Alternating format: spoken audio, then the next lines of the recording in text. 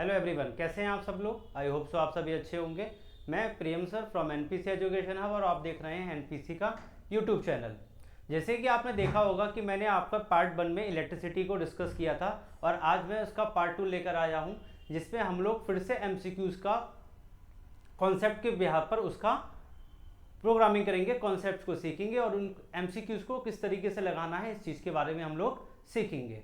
हम लोग ये जो एमसीक्यूज आपके लिए कराने आए हैं, ये जो एमसीक्यूज हैं वो सारे एमसीक्यूज आपकी एनसीईआरटी में से एक्सट्रैक्ट किए गए हैं, इंपॉर्टेंट कॉन्सेप्ट्स के बिहार पर उठाए गए हैं, जहां से आपके सीबीएसई बोर्ड एग्जाम्स में क्वेश्चंस पूछे जा सकते हैं, जहां से क्वेश्चंस आपके बन सकते हैं। मैंने प्रीवियस आपके वीडियो के अंदर 20 क्वेश्चंस का सेट उठाया था। यहाँ पर मैं आपके नेक्स्ट 15 क्वेश्चंस के ऊपर बात करूंगा और हर एक क्वेश्चंस आपको कॉन्सेप्ट बेस्ड पर मिलने वाला है और हर किसी के अंदर आपकी एक संपूर्ण जानकारी के साथ आपके चैप्टर को मैंने हर टॉपिक वाइज बाहर निकाला है इन एमसीक्यूज के जरिए। तो इस वीडियो को अंत तक आप जरूर देखें क्योंकि आपको बहुत कुछ यहाँ से सीखने मिलने वाला है पार्ट 2 के साथ। अगर आपने अभी तक मेरा पार्ट 1 नहीं देखा है तो जाकर इलेक्ट्रिसिटी का पार्ट 1 देखिए, जो कि आपको इसी सेम प्लेलिस्ट के अंदर आपके लिए मिल जाएगा। और अगर आपको ये नहीं पता कि अभी तक आपने सीबीएसई का अभी तक आपने अगर सैंपल पेपर नहीं देखा किस तरीके का पेपर आना है, तो वो भी जाकर आप मेरी प्लेलिस्ट में देख सकते हैं। चलिए तो शुरुआत करते हैं आज के पहले क्वेश्चन की। तो क्वेश्चन हमसे क्या कह रहा है, a 40 volt battery is connected to a source of unknown resistor. एक अननोन रजिस्टर से 40 वोल्ट की बैटरी लगी हुई है जिसके अंदर एक करंट ड्रॉन हो रहा है, दैट इज 100 मिली एम्पियर। तो 100 मिली एम्पियर का करंट मेरे पास है, ओके 100 मिली एम्पियर। तो मैं जानता हूं 1 मिली एम्पियर इक्वल टू कितने होते हैं, 10 की पावर -3 एम्पियर होते हैं। 1 मिली एम्पियर में 10 की पावर -3 एम्पियर होते हैं। तो यहां से करंट का वैल्यू कितना हो जाता है, दैट इज 100 इंटू 10 की power -3 which is equal to 0.1 ampere. तो करंट कितना हो जाता है सर्किट के अंदर, 0.1 एम्पियर हो जाता है। वोल्टेज हमको यहां से कितना गिवन है, तो वोल्टेज हमको गिवन है यहां पर 40। हमसे पूछ क्या रहा है, हमसे पूछ रहा है वो रेजिस्टेंस का वैल्यू कितना होगा। तो रेजिस्टेंस का वैल्यू कैसे फाइंड आउट करते हैं, by applying ohm's law, R equals to V upon I। तो ओम्स लॉ के अकॉर्डिंग हम वोल्टेज का वैल्यू पुट करते हैं, डेट इज 40 और करंट हमारा कितना आया है 0.1। मैं डेसिमल रिमूव करता हूं, ऊपर 0 बढ़ाता हूं, तो हमारे पास यहाँ पे आंसर कितना हो जाएगा 400। ये किसका वैल्यू है, रेजिस्टेंस का। तो what is the SI unit of resistance, that is O। और ओम के लिए ही हम एक दूसरी एसआई यूनिट का इस्तेमाल करते हैं जिसको क्या बोलते हैं हम लोग, वोल्ट पर एम्पियर। तो वोल्ट पर ampere is the another SI unit for resistance. Okay, our next question. हमारा नेक्स्ट क्वेश्चन ये कह रहा है कि हमारे पास एक 6 वोल्ट का बैटरी है जो कि कनेक्टेड है सीरीज के अंदर, ओके जहां पर आपका जो ओम है, जो रेजिस्टेंसेज हैं वो 0.1 ओम के, 0.15 के, 0.2 के, 0.25 के और 6 ओम के। मतलब हमारे पास टोटल 5 रेजिस्टेंसेज हैं जो कि सीरीज में हैं। तो हम क्या जानते हैं, चलिए मैं एक अरेंजमेंट यहाँ पे ड्रॉ कर लेता हूँ। ये फर्स्ट रेजिस्टेंस, ये सेकंड, ये थर्ड, ये फोर्थ एंड ये फिफ्थ। चलिए वैल्यू लिख लेते हैं। तो हमारे पास 0.1 ओम का है पहला, दूसरा हमारे पास 0.15 ओम का है, थर्ड हमारे पास 0.2 ओम का है, थर्ड हमारे पास 0.25 ओम का है एंड सिक्स्थ हमारा रेजिस्टेंस 6 ओम का है। अब हम लोग जानते हैं कि अगर हम लोग रेजिस्टेंसेस हमारे सीरीज में लगे होते हैं तो रेजिस्टेंसेस को कैसे फाइंड आउट करते हैं, तो there is a total resistance या फिर equivalent resistance when they are connected in series, they are equal to the sum of the individual resistances. तो इंडिविजुअल कितने रेजिस्टेंसेस है मेरे पास 5। तो मैं 5 को क्या कर लूंगा, सारे के सारे रेजिस्टेंसेस को मैं ऐड कर लूंगा और मेरे पास क्या आ जाएगा, इक्विवेलेंट रेजिस्टेंस आ जाएगा। ओके ओके, तो यहां से हम लोग वैल्यू फाइंड आउट कर लेते हैं। सबसे पहले तो वैल्यू फाइंड आउट करते हैं तो कितना हो जाता है 0.1 प्लस 0.15 प्लस 0.20 प्लस 0.25 प्लस 6.00। चलिए सारी वैल्यूज को हम लोग ऐड कर लेते हैं। तो 5 और 5 10 हो जाएगा आपका, 1 आपका कैरी चला जाएगा, 1 और 1 2 2 2 4 4 2 6 6 1 7 ओके एंड 6। तो आपके पास जो टोटल इफेक्टिव रेजिस्टेंस आ गया, टोटल रेजिस्टेंस इन सीरीज आ गया, वो कितना आ गया 6.7 ओम आ गया। ओके ठीक है, नेक्स्ट हमारे पास अगर मैं बात करता हूं तो वोल्टेज हमारे पास कितने हैं, हमारे पास जो पोटेंशियल डिफरेंस है अक्रॉस द बैटरी वो कि कितना गिवन है, दैट इज 6 वोल्ट। हमसे क्वेश्चन क्या कह रहा है कि how much current would flow through the 0.3 ohm resistor. तो भाई मैं बात कर लेता हूं सीरीज की। तो मैं क्या जानता हूं, मैं ये जानता हूं कि जब भी कभी बात आती है ना बेटा सीरीज की, तो सीरीज में हम लोग हमेशा एक बात जानते हैं, क्या जानते हैं कि सीरीज के अंदर जो आपके रेजिस्टेंसेस होते हैं वो भले ही डिफरेंट आपके हों, लेकिन जो करंट होता है वो हमेशा सीरीज के अंदर कैसा होता है, अक्रॉस द कंडक्टर्स सेम होता है। अक्रॉस द कंडक्टर कैसा होता है आपका करंट, सेम होता है। तो अगर मैं यहां से इक्विवेलेंट रेजिस्टेंस के अंदर पूरे सर्किट का करंट फाइंड आउट कर लेता हूं, तो जितना करंट यहाँ पे पूरे सर्किट का होगा उतना ही इंडिविजुअल हर रेजिस्टेंस के अंदर करंट आपका जा रहा होगा। ठीक है, अगर हमारे पास वोल्टेज का कॉन्सेप्ट होता, अगर हमारे पास ये जो सब कुछ था वो पैरेलल में गिवन होता, तब हम इस स्पेसिफिक रेजिस्टेंस के लिए वैल्यू फाइंड आउट करते, दैट इज 0.3 ओम के लिए, तब हमारा करंट का वैल्यू कुछ और होता। लेकिन अगर हम लोग बात करेंगे सीरीज के लिए, तो फिर सीरीज के लिए हमारे लिए इक्विवेलेंट ही करंट फाइंड आउट करना पड़ेगा बाय यूजिंग इक्विवेलेंट रेजिस्टेंस। तो चलिए भाई देख लेते हैं क्या होगा। तो V इक्वल्स टू क्या होता है बेटा, बाय फॉर्मूला IR। तो हमें करंट फाइंड आउट करना है, तो वोल्टेज अपॉन रेजिस्टेंस। भाई वोल्टेज कितना है मेरे पास, जो कि मुझे क्वेश्चन में गिवन है, दैट इज 6। रेजिस्टेंस का वैल्यू कितना आया है, 6.7। मैं डेसिमल रिमूव करता हूं, ऊपर 0 आपका पड़ेगा, डिवीजन करेंगे, इसका वैल्यू इक्वल टू 0.895 एम्पियर के हो जाएगा। तो यहां से जो करंट का वैल्यू है वो कितना आएगा, 0.895 एम्पियर आ जाएगा। And option A is my correct answer. Okay, देख लीजिए एक बार, स्क्रीनशॉट ले लीजिए क्वेश्चन का।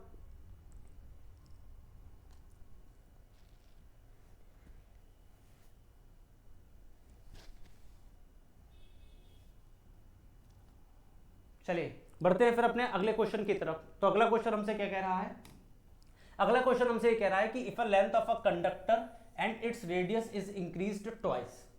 कि ये कह रहा है कि भाई अगर आप रेडियस, जिसको हम r लेट कर लेते हैं, उसको आप 2 टाइम्स बढ़ा दो।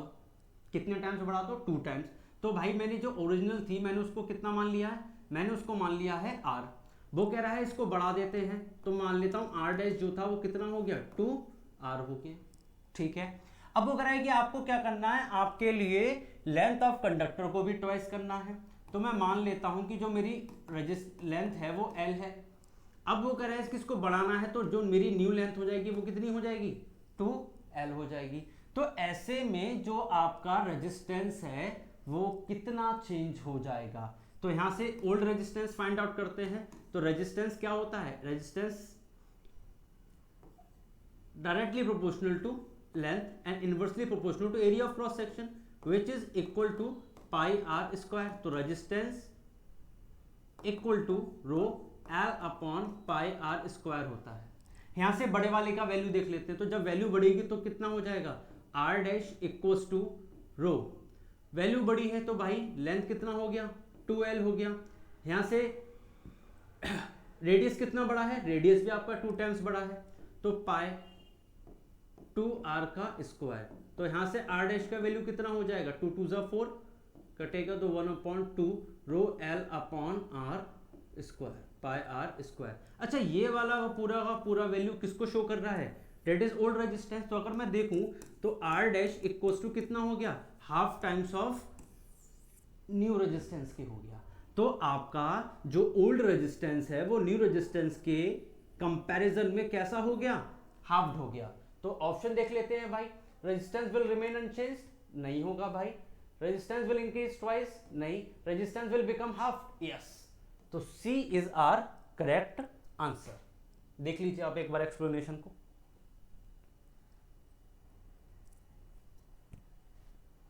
Okay, next. अगर मैं नेक्स्ट क्वेश्चन की बात कर रहा हूं तो नेक्स्ट क्वेश्चन हमसे क्या कह रहा है, नेक्स्ट क्वेश्चन हमसे कह रहा है the potential difference applied is directly proportional to current only if. वो ये कह रहा है कि किसी भी कंडक्टर के अंदर, किसी भी सर्किट के अंदर जो करंट होता है वो डायरेक्टली प्रोपोर्शनल किसके होता है, वोल्टेज के होता है, according to the ohm's law. तो अगर ओम्स लॉ ये भी तो कहते हैं ये कंडीशन तभी एप्लीकेबल होगी जब सर्किट का टेम्परेचर कैसा होगा, जब सर्किट का टेम्परेचर कांस्टेंट होगा। तो ऑप्शन देख लेते हैं, always, never, sometimes, when temperature remains constant. जब टेम्परेचर कांस्टेंट होगा तभी ये रिलेशन आपका एप्लीकेबल होगा। Okay, next question. Next question की बात करते हैं। जो resistance of a conductor is reduce to half its initial value if doing heating effect in the conductor will become. वो ये कह रहा है कि मैं मान लेता हूं कोई रेजिस्टेंस मेरे पास R है और वो बोल रहा है कि जो रेजिस्टेंस है आपका वो हाफ्ड हो जाता है, तो मैं R डैश के वैल्यू कितना मान लेता हूं, R/2। वो ये बोल रहा है कि जो इनिशियल रेजिस्टेंस का अब जो नया रेजिस्टेंस है वो क्या बन जाता है, वो हाफ्ड हो जाता है। अब जब ये हाफ्ड हो गया तो हीटिंग इफेक्ट पर क्या असर पड़ेगा, हीटिंग इफेक्ट कितना हो जाएगा, इस वाले का हीटिंग इफेक्ट कितना हो जाएगा। तो कैसे निकालेंगे भाई, मैं जानता हूं कि heating effect is directly proportional to resistance होता है। Heating effect is directly proportional to resistance. अगर हीटिंग इफेक्ट मेरा 1/2 टाइम्स हाफ हो रहा है तो भाई हीटिंग इफेक्ट भी कितना होगा, 1/2 टाइम्स से हाफ होगा और वैल्यू कितना बनेगा, H/2 बनेगा H डैश का। ठीक है, तो आंसर हमारा क्या हो जाएगा, heating effect should also be halved. Heating effect भी क्या हो जाएगा, हाफ्ड हो जाएगा। लेकिन वेट अ मिनट, अगर इस क्वेश्चन के अंदर एक वैल्यू आपको और दे देता है, मतलब एक शब्द और जोड़ दे, क्या जोड़ेगा वो ये जोड़ देता है कि जो इनिशियल वैल्यू है एंड वोल्टेज रिमेन्स कांस्टेंट। वो आपसे बोल दे कि सारी सिचुएशन यही रहेगी लेकिन वोल्टेज कैसा हो जाएगा, कांस्टेंट हो जाएगा, तब हीटिंग इफेक्ट क्या होगा।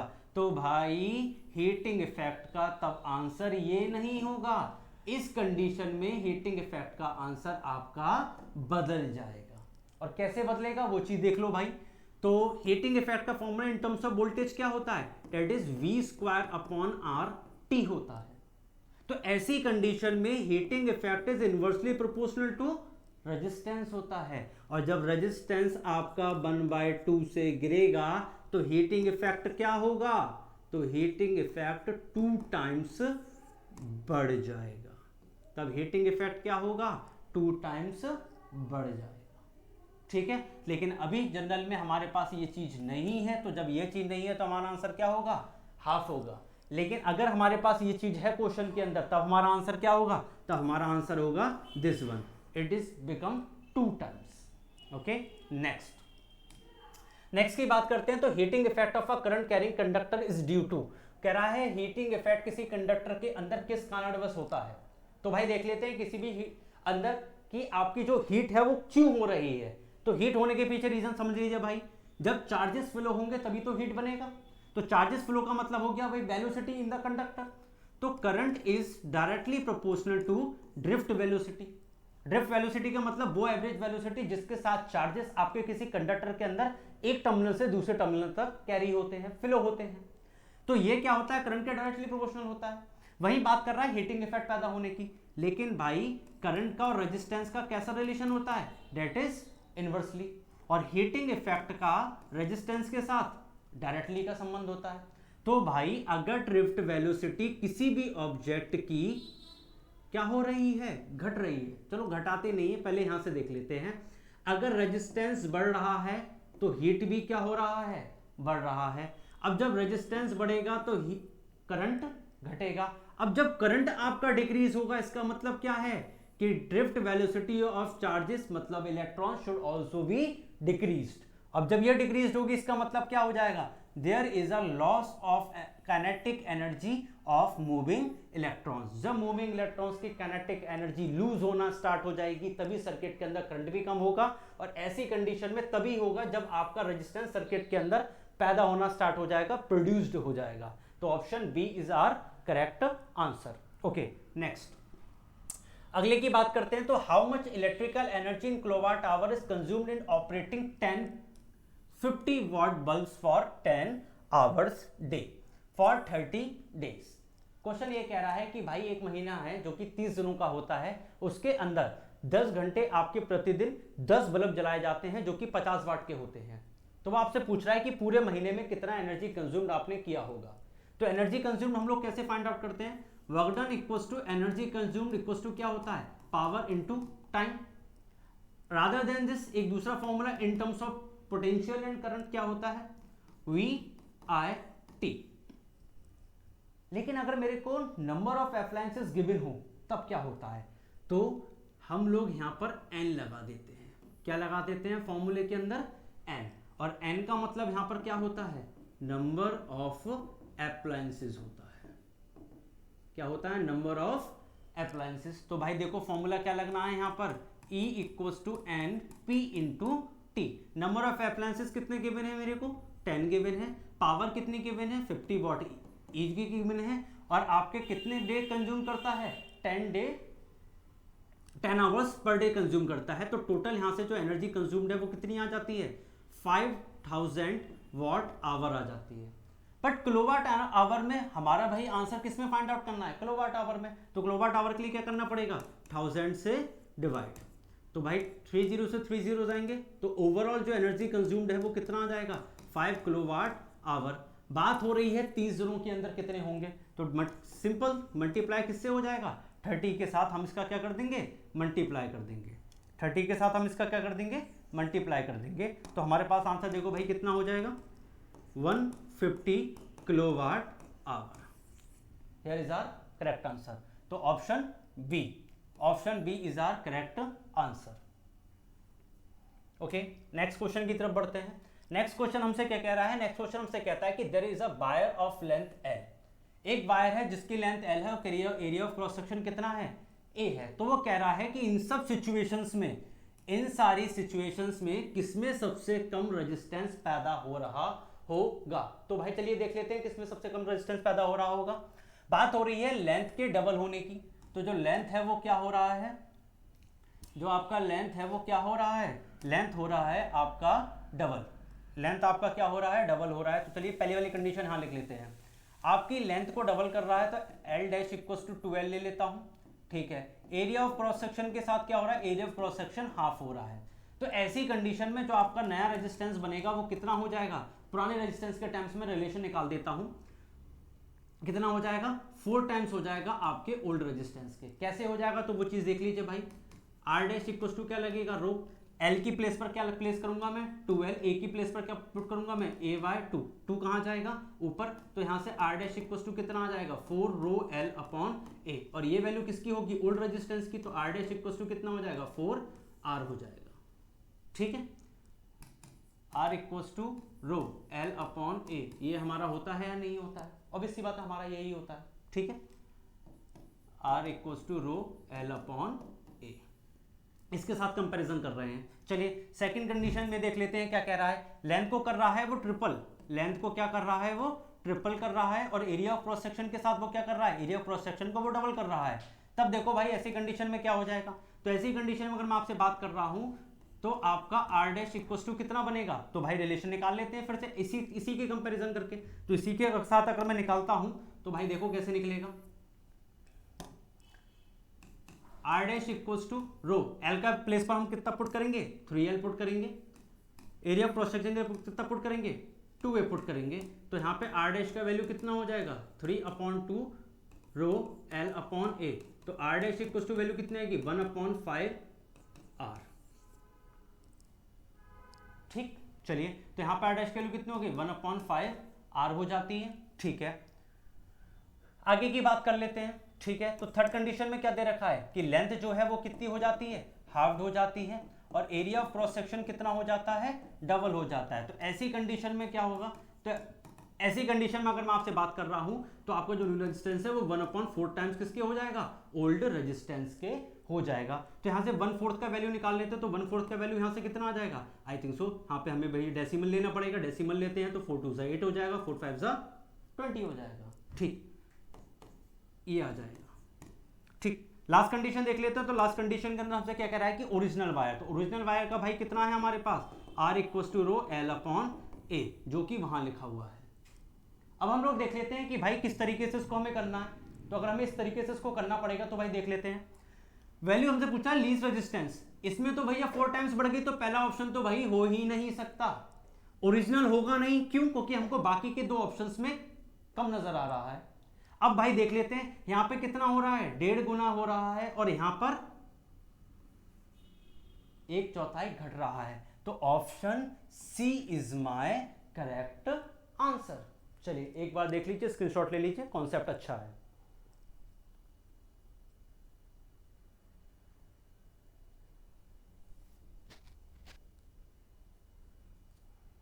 चलिए आई होप सो आप सभी लोगों ने स्क्रीनशॉट ले लिया होगा। चलिए आगे बढ़ते हैं। Next question, the commercial unit of energy. तो हम सभी जानते हैं एनर्जीज को कैलकुलेट करना है तो वर्क डन कैलकुलेट कर दीजिए उसका। तो work done equals to energy consumed या फिर electrical energy equals to heat energy, जिसका बेटा ऐसा यूनिट क्या होता है हमारे पास, जूल। लेकिन जब भी कभी बात आती है कॉमर्शियल यूनिट की तो should be calculated in terms of kilowatt hour. And 1 kilowatt hour को अगर मैं जूल में कन्वर्ट करूंगा तो 3.6 इंटू 10 की पावर 6 जूल होते हैं। इस बात को याद रखिएगा। Okay next, melting point of fuse wire must be. तो भैया फ्यूज क्या होते हैं, फ्यूज वो होते हैं जो सेफ्टी मेजर्स में आपके घर की वायरिंग में इस्तेमाल किए जाते हैं, ताकि इनके अंदर किसी भी तरीके का जो करंट है उसके हायर मैग्नीट्यूड आपके घर के अंदर एंटर ना कर पाए।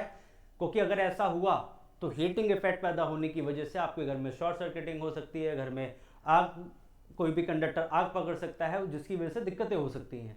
तो आपका जो फ्यूज वायर है, ये जो फ्यूज के अंदर जो वायर है उसको आपके घर के 2 एंड्स पे इसलिए लगाया जाता है ताकि इसके मेल्ट होने पर आपके घर के अंदर करंट का फ्लो होना बंद हो जाए। तो भाई इसके हमेशा मेल्टिंग पॉइंट कैसा रखना पड़ेगा, लो रखना पड़ेगा, ताकि करंट का जैसे ही मैग्नीट्यूड बढ़े ये तुरंत क्या हो जाए, मेल्ट हो जाए। तो भाई यहां से बेटा मेरा आंसर क्या हो जाएगा, option C is my correct answer, that is low. अब बात ये आती है कि आपका जो फ्यूज वायर होता है वो बना किससे होता है। ठीक, बात ये आ जाती है कि फ्यूज वायर कैसे वर्क करता है। तो कंसेप्चुअल बेस्ड क्वेश्चंस होते हैं जो सीबीएसई बार बार हमसे पूछती रहती है। तो चलिए अगला क्वेश्चन देखते हैं जिसमें इसी चीज पर हम बात करेंगे कि आपका बना किस पे है। तो बात कर रहा है fuse wire is made up of, fuse wire किससे मिलके बनता है।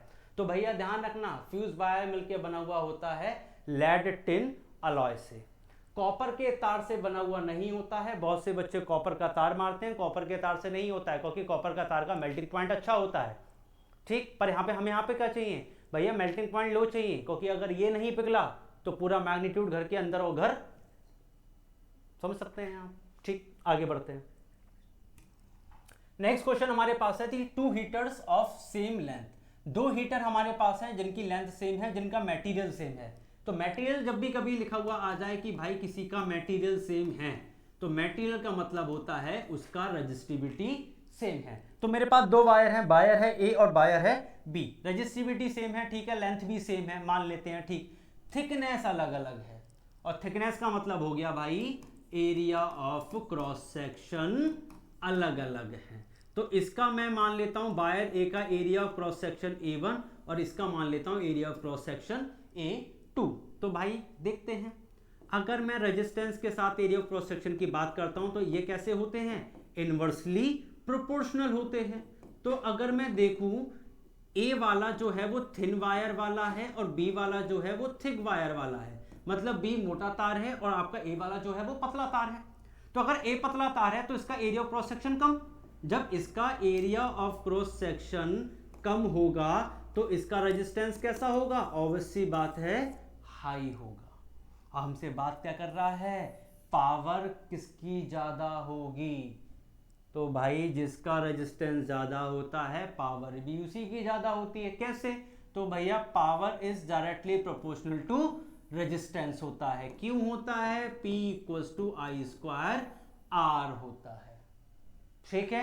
और यहां से जब रेजिस्टेंस आपका क्या होगा, हाई होगा, तो पावर भी कैसी होगी, हाई। तो second option is our correct answer, will be more in thinner wire. पतले तार का रेजिस्टेंस ज्यादा तो उसका पावर भी ज्यादा होगा। नेक्स्ट क्वेश्चन हमसे क्या कहता है कि are light bulb working on 12 volt battery. 12 volt की बैटरी पर आपका एक बल्ब जल रहा है, ओके। 12 वोल्ट की बैटरी मैंने लगा ली, मेरे पास एक करंट फ्लो हो रहा है जो कि कितना हो रहा है 0.5 एम्पियर का हो रहा है। बोल रहा है रेजिस्टेंस आपके बल्ब का कितना होगा। तो सभी लोग जानते हैं according to ohm's law V equals R equals to V upon I या फिर V equals to I R। Voltage का वैल्यू हमको कितना गिवन है, डेट इज 12, करंट कितना है 0.5, डेसिमल रिमूव करता हूं ऊपर 0 आ जाता है, 120 अपॉन 5 डिवाइड करूंगा, आंसर मेरे पास कितना आ जाएगा 24। अब भाई रेजिस्टेंस की बात कर रहा है तो ऐसा यूनिट क्या होगी ohm. Option D is our correct answer, that is 24 ohm. Next question की बात करते हैं। The filament of an electric bulb is made up of tungsten. Tungsten से बने हुए होते हैं इलेक्ट्रिक बल्ब के आपके फिलामेंट्स। तो उसके पीछे रीजन क्या होता है, रीजन ये होता है कि भाई जब हीट एनर्जी प्रोड्यूस हो, जब हीट एनर्जी क्या प्रोड्यूस हो, हीट एनर्जी प्रोड्यूस होती है, क्यों होती है, क्योंकि जब सर्किट के अंदर या कंडक्टर के अंदर आपका रेजिस्टेंस पैदा होता है, तो रेजिस्टेंस को झेलने की क्षमता होनी चाहिए। तो जब क्षमता होगी कब होगी, जब उसका मेल्टिंग पॉइंट कैसा होगा, हाई बना होगा। तो भाई यहां पर क्या आ जाएगा, its melting point is high. Option C is your correct answer. Next question की बात करते हैं। तो नेक्स्ट क्वेश्चन हमारे पास आ जाता है, heating element of an electric iron is made up of. Electric iron का फिलामेंट किससे बना हुआ होता है, तो एनसीईआरटी बेस्ड क्वेश्चंस है। आई होप सो आप सभी ने एनसीईआरटी पढ़ी होगी, क्यों, क्योंकि हापलिस तो आने वाले हैं ना, तो आई होप सो आप सभी लोगों ने पढ़ा होगा। तो इस चीज का आंसर आप लोग अपने कमेंट सेक्शन में लिखकर बताएंगे मुझे कि 35 वाले क्वेश्चन का कौन सा ऑप्शन ठीक होगा। अगर किसी ने भी पार्ट ए नहीं देखा होगा तो इस वीडियो का पार्ट ए देख लीजिए, क्यों, क्योंकि इसके बाद केमिस्ट्री, बायोलॉजी, फिजिक्स के रेस्ट ऑफ द चैप्टर्स की वीडियो आपके सामने आने वाली है, जो कि आपको आपके हापलिस और एनुअल एग्जाम्स में आपको बहुत ज़्यादा हेल्पफुल होने वाली है। और हम यही उम्मीद करते हैं कि आप हमसे जुड़े रहेंगे और इसी तरीके की इंटरेस्टिंग चीज़ों को आप हमसे पढ़ते रहेंगे। और आप हमारे यूट्यूब चैनल को पे जाके आप प्लेलिस्ट भी देख सकते हैं, जहाँ पे 10th क्लास की प्लेलिस्ट हम लोगों ने ऑलरेडी एडअप कर रखी है। 11th, 12th और 9th हम सभी की प्लेलिस्ट की बात करेंगे। आपके नरेश सर जो कि मैथमेटिक्स पढ़ाते हैं एनपीसी के ही चैनल पर, वो वहाँ से जाकर आप उनकी वीडियोस को देख सकते हैं, जो कि अभी रिसेंटली में उन्होंने क्वाड्रेटिक इक्वेशन की भी वीडियो अपलोड करी है, वो भी आप देख सकते हैं। वहीं पर चंद्रशेखर सर जो कि बायोलॉजी की क्लासेस कंटिन्यूसली आपके ले रहे हैं, आप उनको भी जाकर देख सकते हैं। अपने छोटे भाई बहनों के लिए चैनल्स को सब्सक्राइब करवाइए और हमारे साथ जुड़े रहिए। Thank you so much. मिलते हैं फिर एक दूसरी वीडियो के साथ।